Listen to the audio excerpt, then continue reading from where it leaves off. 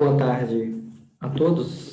Felizmente, da impossibilidade de ter apresentado o trabalho hoje pela manhã, na internet. Estou enviando aqui o trabalho em vídeo. A exposição que tenho trabalhado é em cima de Gênesis 11, versículo 1 ao 9. Tema do sermão: Babel, uma oposição à vinda do reino de Deus. Mestrando, Jaime Dias sou eu. O contexto da mensagem está dentro do Toledote de 100, que, assim como outros Toledotes, possui marcadores estruturais, né? Tipos dos Toledotes, que inicia em gerações e termina com cólofon. Há um ponto interessante que o capítulo 10 e 11, esses não estão organizados cronologicamente, é uma tese isso. E o Toledote de 100, ele tem uma característica, diferentemente dos outros, que enfatizam as gerações de genealogias, as genealogias. Aqui, nesse Toledote, fala mais sobre a lista das nações, de todas as nações. As nações da Terra representadas ali. É uma singularidade, né, desse Toledote, diferenciando dos outros.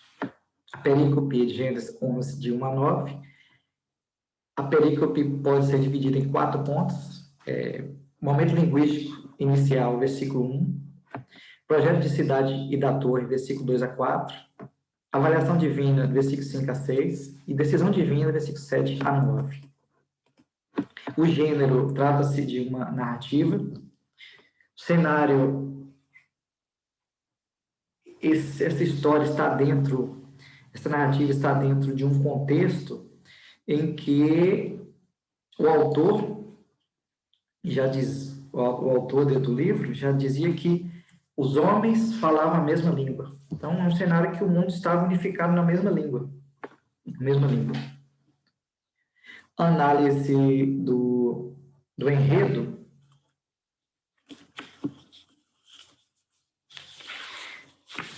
No caso, assuntos que o autor desejava levantar. Posso citar alguns, por exemplo, rebeldia contra o mandato de Deus para que o homem povoasse a terra. Também um outro ponto que o autor desejava levantar é o juízo sobre essa rebeldia e sobre essa idolatria. E o clímax desse enredo é o momento em que o texto diz que Deus desce para ver a cidade. Então, quando Deus desce, é como se o leitor tivesse esperando, Deus vai descer, Deus desceu, então alguma coisa, juízo, vai matar todo mundo, vão perder a vida, ele vai destruir tudo. Mas ele não faz isso, apenas confunde as línguas. Então, é o clímax da história, narrativa. Fazendo o exame dos detalhes da cena, iniciando aqui com uma caracterização implícita, os construtores da cidade e da torre são caracterizados como homens presunçosos, e Deus como um Senhor que cria, é o Deus criador, mas que nesse momento ele não está criando alguma coisa, ele está diferenciando, né? Diferença das línguas. Ponto de vista é a tendência do autor implícito defender o ponto do valor da unidade das línguas. Então, o autor implícito defende o valor da unidade da língua.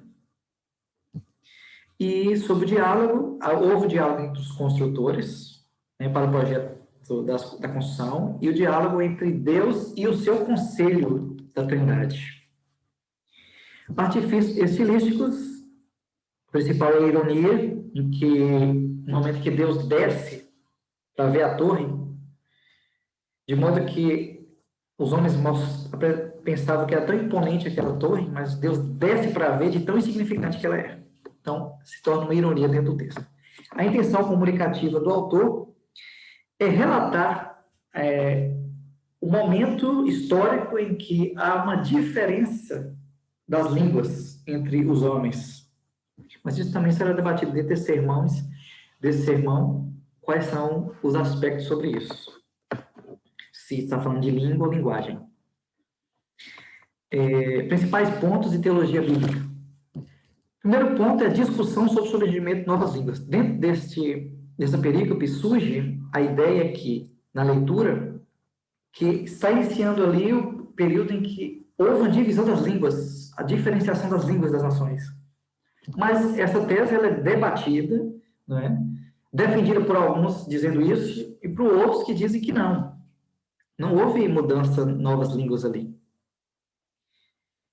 Isso é visto que, por exemplo, a menção dos tijolos queimados, que o texto fala. Essa menção, ela só é vista na história no ano 3500 a.C.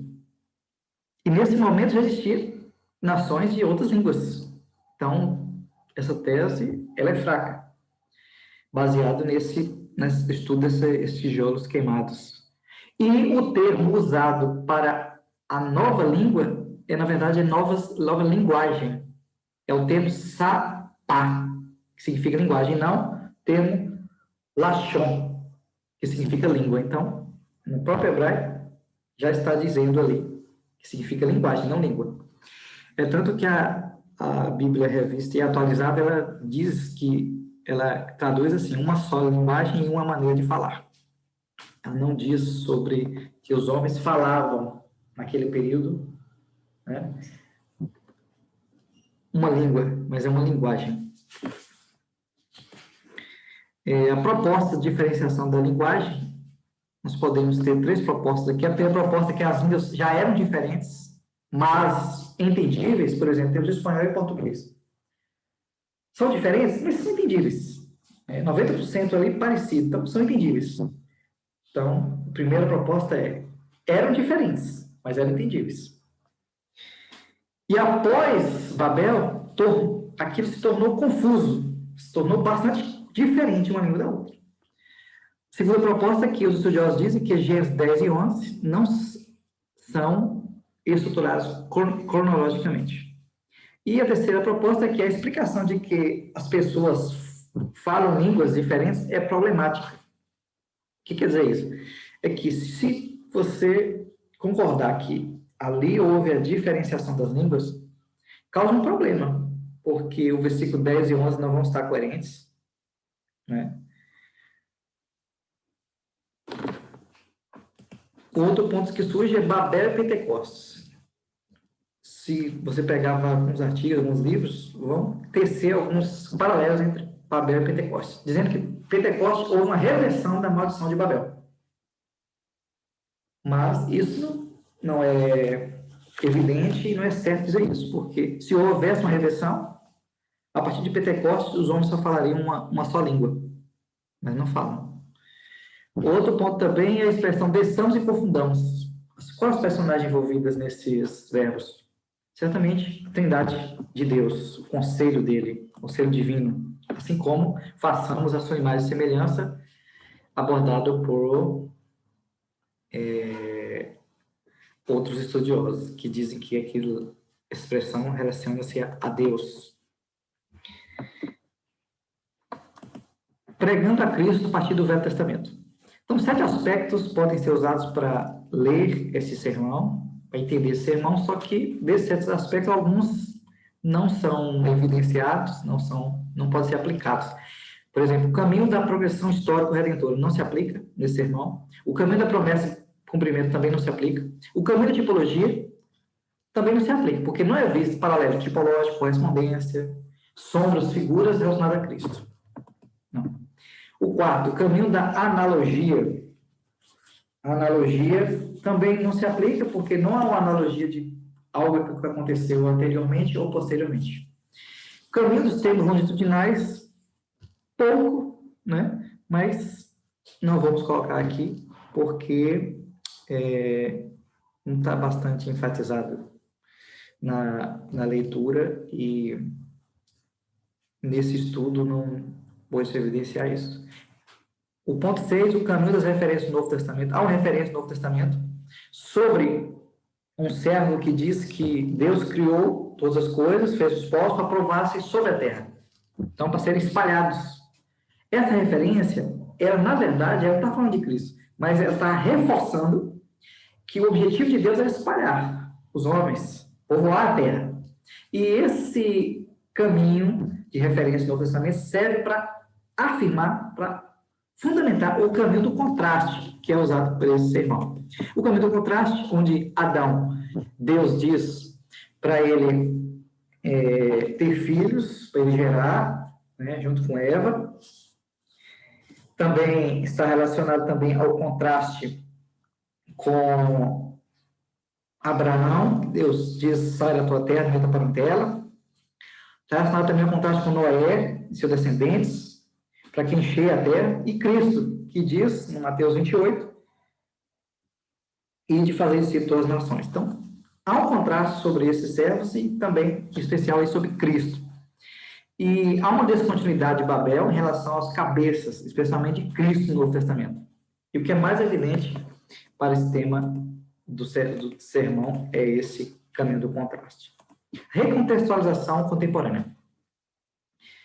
Podemos analisar, entender isso, esse sermão, a história de Babel, como que a dispersão tinha um propósito. Apesar que parece que os homens fizeram algo e Deus foi e consertou, mas Deus tinha um propósito também para que a dispersão, para que continuasse aquilo, né? Para que os povos pudessem ser separados. Porque, posteriormente, Deus ia enviar o seu povo e daria tempo para Israel se tornar grande nação e alcançar esses povos, sem, no entanto, formar um reino, um império que subjugasse as pessoas. Há explicação para também variedade e diversidade. Por exemplo, os homens tentam unificar, tornar uniforme muitas coisas, mas Deus, na Bíblia, ele fala muito sobre diversidade. Inclusive, a genética fala isso, né? A biologia tem mostrado isso, a natureza tem apresentado a variedade, e essa variedade ela é característica de Deus, né?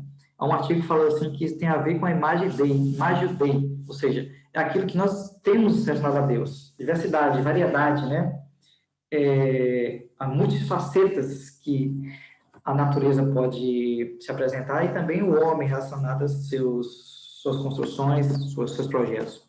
E Babel retrata os seres humanos caídos, os seres humanos que se unem para o mal, se unem para o racismo, para a xenofobia, para o apartheid, onde o homem se enclausula e idolatra a si mesmo.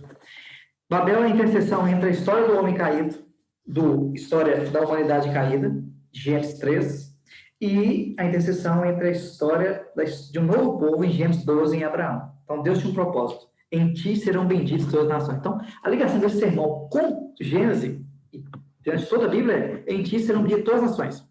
Então, tinha que ter nações, tinha que ser diferentes, não deveriam estar juntas, porque o propósito de Deus era povoar a terra e depois o reino messiânico e unir nele, em Cristo. Em Babel, a ameaça de impedir a vinda do reino de Deus. Referências, um artigo de Schum, que fala sobre, ele debate muito sobre as línguas, não concordo com ele, relacionado que ele diz que a língua ali é a linguagem, e essa linguagem está relacionada à linguagem comercial, a linguagem que os homens conversavam entre si, relacionada ao seu convívio. E a partir de Babel, houve uma diferenciação em que eles não conseguiam negociar mais, viver entre si, tinha uma linguagem diferente. Mas a língua, ele não concorda com a diferença de línguas, mas com linguagem. Eu não concordo com isso. De acordo com o texto, parece que mais provável, como eu disse, uma proposta aí que as línguas eram antes diferentes, mas entendíveis, e depois passou a ser diferentes, não entendíveis. Também referências aí greidanos, né?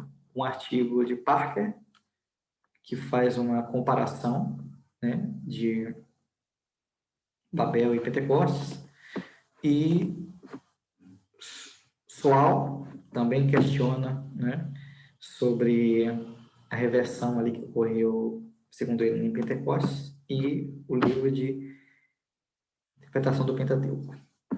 Né? Obrigado pela atenção de vocês.